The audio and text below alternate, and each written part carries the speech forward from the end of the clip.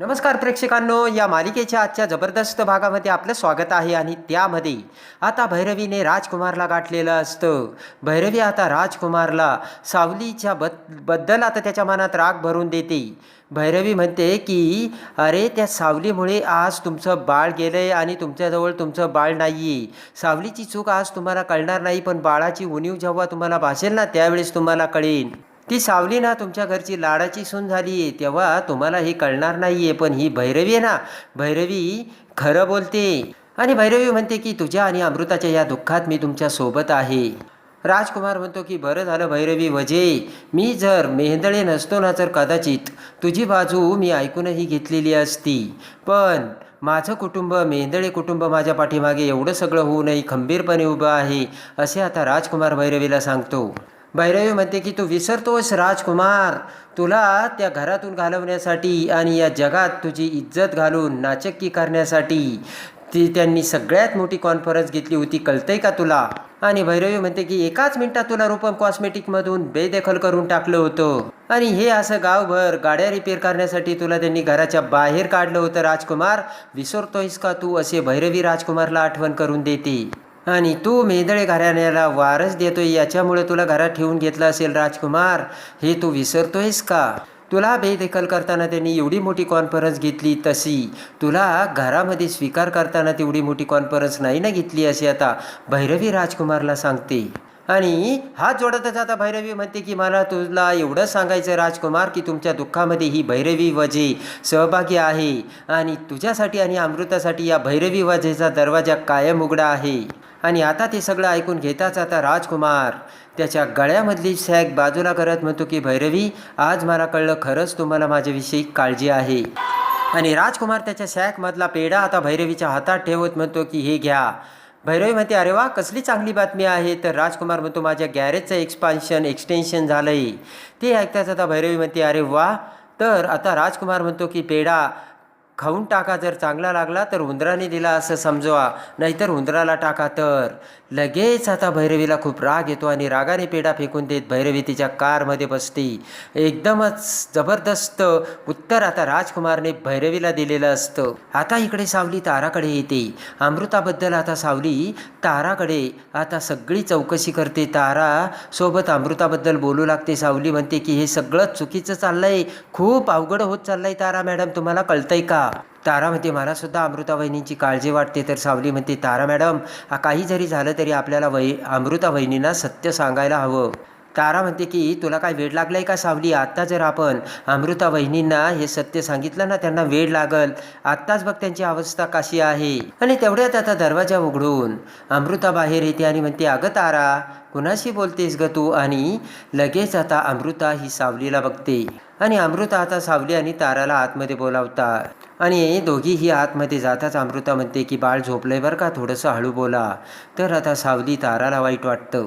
आणि तेवढ्यात आता सावलीकडे बघत आता अमृता म्हणते की सावली, तुझ्या विश्वासातली जर एखादी म्हातारी बाई असेल तर तू तिला बोलावशील का? सावली म्हणते कशाला? अमृता म्हणते की असं काय करतेस अगं, या लहान मुलीला माझ्या अंघोळ घालायला मालिश करायला नको का? आणि सावली म्हणते असं काय बोलताय अमृता वहिनी, जरा भानावर या. तर अमृता म्हणते काय बोलतेस सावली तू? आणि अमृता त्या बावलीकडे बघत म्हणते बघ आता कशी हसायला लागली. अमृता म्हणते की रात्रभर मला त्रास देत होती, रडत होती, मला रात्रभर डोळा लागला नाही. आणि इकडे आता तिलोत्तमा ही गणपती बाप्पासमोर येऊन गणपती बाप्पाला हात जोडते आणि म्हणते की बाप्पा, आम्ही सगळेजण तुझी भक्ती करतो, तुझी प्रार्थना करतो, तुला कधीच विसरत नाही. आणि आत्ताच आमच्या घरामध्ये असं वेगळं आणि विचित्र का व्हायला लागलंय?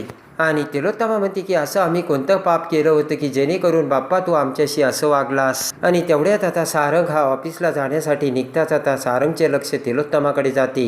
आणि तिलोत्तमा सारंगला बघताच म्हणते की सारंग, निघालास का ऑफिसला आणि मला माझ्याशी न बोलता असंच निघाला?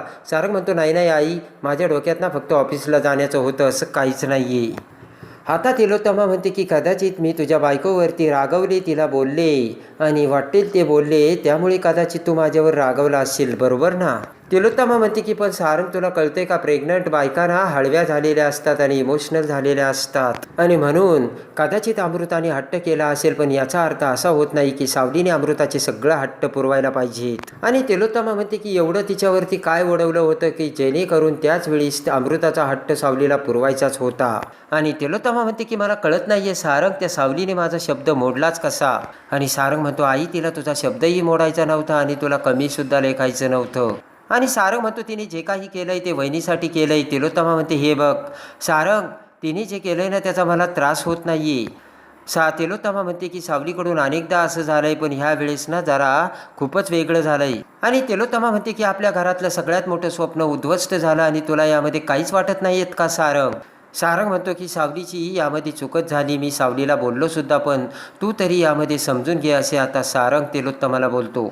तिलोत्तमा म्हणते की मला ठाऊक होतं की सावली अशी काहीतरी एकदा का व्हायना चूक करणार आणि मी तिला माफ करणार नाही.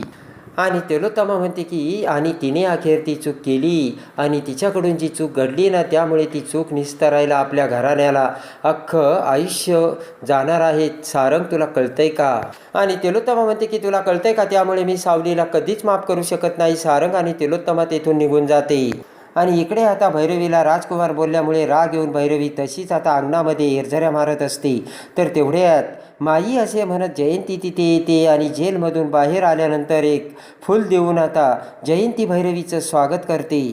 आता ते फूल हातात घेऊन भैरवी जयंतीच्या अंगावर फेकते आणि म्हणते माझी मस्करी करतेस का, आणि आत्ताशी तुझं थोबाड दाखवलं का, असे आता भैरवी जयंतीला बोलते. आणि आता भैरवी जयंतीला म्हणते की हे बघ तू जसं जसं माझ्यासाठी काम करशील ना जयंती, तशी तुला पैसे मिळत जातील. जयंती खुश होते. आणि भैरवी म्हणते की एवढ्या कमी दिवसात काय काय घडलंय तुला माहिती आहे का जयंती. आणि भैरवी म्हणते की मेंदळ्यांच्या घरचं वातावरण तसं फार बरं नाही आहे जयंती, आत्ताच अमृताचं बाळ गेलंय माहिती आहे का तुला.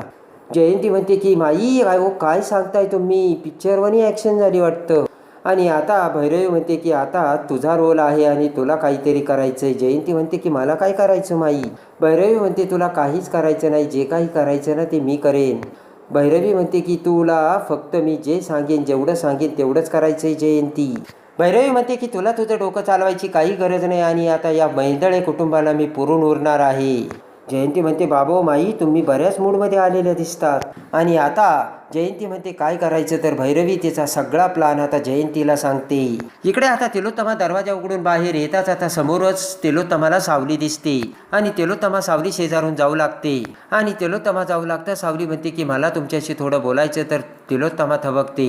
सावली म्हणते मला माहिती आहे तुम्हाला राग आलाय. सावली म्हणते जे काही घडलंय त्याचं मलाही वाईट वाटतंय आणि मलाही त्रास होतोय. सावली म्हणते की पण, तर तिलोत्तमा म्हणते की पण काय, बोल पुढे सावली.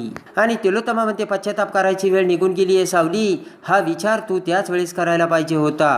सावली म्हणते अहो मी ॲक्सिडेंटबद्दल नाही बोलत, त्यासाठी तुम्ही मला जी शिक्षा द्यायची ना ती द्या, मी भोगायला तयार आहे. आणि सावली म्हणते की आपल्याला या सगळ्यांमधून अमृता वहिनीला बाहेर काढायला हवं, कारण अमृता वहिनी ज्या भ्रमात जगतात ना ते त्यांच्यासाठी घातक आहे. आणि सावली म्हणते की जर आपण त्यांना याच्यातून लवकरात लवकर बाहेर काढलं नाही तर त्यांचं दुखणं वाढत जाईल आणि त्यामुळे त्यांच्यावरती मानसिक परिणाम देखील होऊ शकतो, असे आता सावली तिलोत्तमाला सांगते. तिलोत्तमा म्हणते की एवढं कळतं का तुला, एवढं शहाणपण आलं का, मग हीच तुझी अक्कल त्यावेळेस कुठे गेली होती. आणि तिलोत्तमा म्हणते की त्यावेळेस हे असं घडल्यानंतर याचे परिणाम काय होतील याची थोडीसुद्धा जाणीव तुला झाली नाही का. सावली म्हणते खरंच त्यावेळेस माझं चुकलं तिलोत्तमा मॅडम. सावली म्हणते तेव्हा का घडलं आणि मला त्यांच्यासोबत का जावं लागलं याची तुम्हाला मी सगळी माहिती दिली. आणि सावली म्हणते वहिनीची ही अवस्था सुद्धा बघवत राहणं चुकीचं आहे. तिलोत्तमा म्हणते की खरंच सावली मला तुझं आता कौतुक वाटायला लागलंय आणि खरंच या घरात तुला ही अधिकार दिला कोणी, तुला सल्ले द्यायचा अधिकार दिलाय का. हात जोडत सावली म्हणते की मला माफ करा, मला माहिती आहे तुम्हाला माझा खूप राग येतो, पण एकदा तुम्ही विचार करा. आणि तिलोत्तमा म्हणते की आमच्या घरामध्ये जे चाललंय ना त्यामध्ये तू पडू नको, जे चाललंय ते चालू दे. सावली म्हणते की पण मग असाच त्यांचा तो सगळा गैरसमज चालू ठेवायचा का. तिलोत्तमा म्हणते की जे चालू आहे ते तसंच चालू दे सावली. तिलोत्तमा म्हणते तुला माहिती आहे का जर तिला सत्याची जाणीव झाली तर खूप वाईट होईल सावली. आणि तिलोत्तमा म्हणते की आता बाळाचा तिला तो आनंद कधीच मिळणार नाही आणि आता तिला जो आनंद मिळतोय ते बरंच आहे ना. तिलोत्तमा म्हणते की मग राहू दे तिला त्या भ्रमात, कारण जर तिने मग स्वतःच्या जीवाचं काही बरं वाईट करण्याचं ठरवलं तर मग काय करशील. आणि तिलोत्तमा म्हणते की आता बाळाचा जो आनंद आहे तो खोटा का होईना पण तो तिला जिवंत ठेवतोय. सावली तुला कळतंय का असे तिलोत्तमा हात जोडत आता सावलीला बोलते. आणि तिलोत्तमा तेथून निघून जाते तर सावलीला मोठा धक्का बसतो. आणि इकडे आता राजकुमार, चंद्रकांतराव, सारंग आणि तिलोत्तमा दुःख करत बसलेले असताना जयंती तिथे येते. जयंतीला बघून आता सगळेजण रागाने जयंतीकडे बघतात. तर जयंती हात जोडून म्हणते की नाही नाही, मी इथे आले ना तर मला खूप पश्चाताप होतोय आणि त्यासाठी मी तुमची माफी मागायला आली. आणि तेवढ्या सावली बाहेर येते तर सावलीचा हात धरत जयंती म्हणते, सावली अगं तू किती दिवसाने भेटलीस मला. आणि जयंती म्हणते की सावली इथे मी तुमची सगळ्यांची माफी मागायला आली. आणि जयंती म्हणते की त्या भैरवीने मला बोलावलं होतं पण यापुढे त्या भैरवीच्या सावलीसोबत सुद्धा मी उभं राहणार नाही. चंद्रकांतराव म्हणतात ठीक आहे, झाली ना माफी मागून, मग या तुम्ही आता. आणि तेवढ्यात आता अमृता त्या बावलीला घेऊन तिथे येते. तर जयंती म्हणते की अगं बाई बाई बाई अमृता, अगं तू तर डायरेक्ट डबल टू झालीस. तर आता हसतच अमृता म्हणते डबल टू नाही, नाजूक तूप झाली मी. आणि जयंती म्हणते बघू बरं मला बाळाला दे माझ्याकडे, कसं आहे ते. तर राजकुमार जयंतीला थांबवतो. राजकुमार जयंतीला थांबवत म्हणतो तुम्ही आता निघा, चला बरं. जयंती हसतच म्हणते की अहो असं काय करताय, मेंदळ्यांचा वारस आहे, मला पाव दे बरं, कुणासारखा आहे तो. आणि तेवढ्यात अमृता त्या बावलीला म्हणते की हे बघ बाळा, तुला भेटायला कोण आलंय, जयंती वहिनी आल्यात. आणि अमृता म्हणते जयंती वहिनी म्हणजे सावलीचा भाऊ आहे आणि सावलीची वहिनी. आणि लगेच आता जयंती हसतच म्हणते की मी पहिल्यांदा तुझ्या बाळाला घेते ना, मी 50 रुपये देते.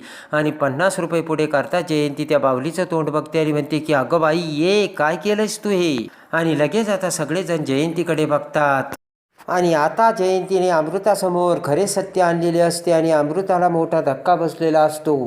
त्यानंतर आता सारंग हा बेडरूममध्ये सावलीकडे येतो आणि सावलीला म्हणतो की बघितलं ना जयंती वहिनीने सत्य कसं समोर आणलं ते आणि काय केलं ते आणि त्यामुळे काय झालं. सावली म्हणते की जयंती वहिनीने जे काही केलं ती पद्धत चुकीचीच होती, पण आपण अमृता वहिनीला प्रेमाने समजावलं असतं. आणि त्यानंतर इकडे आता जयंती पुन्हा भैरवीकडे येते. तर भैरवी जयंतीला म्हणते की जर बायको वेडी झाली तर नवरा वेडा होणारच ना, आणि त्याचाच आपण फायदा उठवायचा. बायकोचं डोकं ठिकाणावर नाही तर नवऱ्याचं डोकं तरी ठिकाणावर राहील का, आणि त्याचाच फायदा घेऊन आपण त्याला कोंडीत पकडायचं आणि आपल्या बाजूने करायचं असा भैरवी प्लान करते. तर आता भैरवीने केलेला प्लान आता सावली कसा हाणून पाडते आणि मेंदळ्यांच्या घरी आता सगळं काही सावली कशी पुन्हा व्यवस्थित करते आणि त्यानंतर आता सावली प्रेग्नंट राहून मेंदळ्यांना कसा वारस देते हे बघण्यासाठी आणि या मालिकेच्या डेली अपडेटसाठी आपल्या चॅनलला लाईक करा, सबस्क्राईब करा.